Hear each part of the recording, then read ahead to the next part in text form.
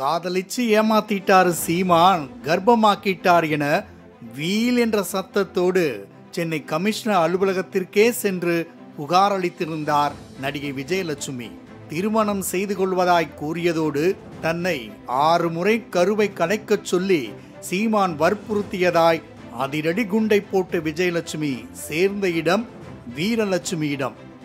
தமிழர் முன்னேற்ற படையின் நிறுவன தலைவர் வீரலட்சுமி கடந்த 2021ஆம் ஆண்டில் இருந்தே விஜயலட்சுமியுடன் தோளோடு தோள் நின்று சீமானுக்கு எதிராக களம் இறங்கினார். கமிஷனர் அலுவலகத்தில் புகார் அளிக்கும் வரையிலும் விஜயலட்சுமிக்கு ஆதரவாக இருந்தவர் திடீரென தன் நிலைப்பாட்டை மாற்றியதாகவே தெரிகிறது. சில நாட்களுக்கு முன்பு வீட்டை விட்டு வெளியேறும்படி கூறியதாகவும் அதனை ரகசியமாக வீடியோ எடுத்த விஜயலட்சுமி இணையத்தில்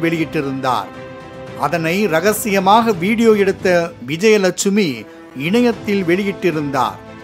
இந்த நிலையில் சீமானின் ஆதரவாளராக உள்ள பிரபல யூடியூபர் சாட்டை துரைமுருகன் வீரலட்சுமி குறித்த ஒரு பதிவை போட்டிருந்தார்.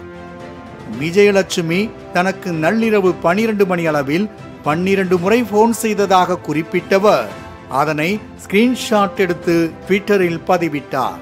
இதனை பார்த்த ட்விட்டர் வாசிகள் சாட்டை துரைமுருகனுக்கு வீரலட்சுமி நள்ளிரவில் போன் செய்தது ஏன் என கேள்வி எழுப்பி வருகின்றனர்.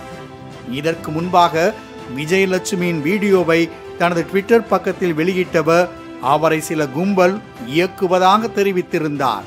மேலும் வீரலட்சுமி விஜயலட்சுமியின் வீடியோக்களுக்கு தயவு செய்து இந்த பைத்தியங்களை கட்டி போடவும் என்றும் காட்டமாக விமர்சித்திருந்தார்.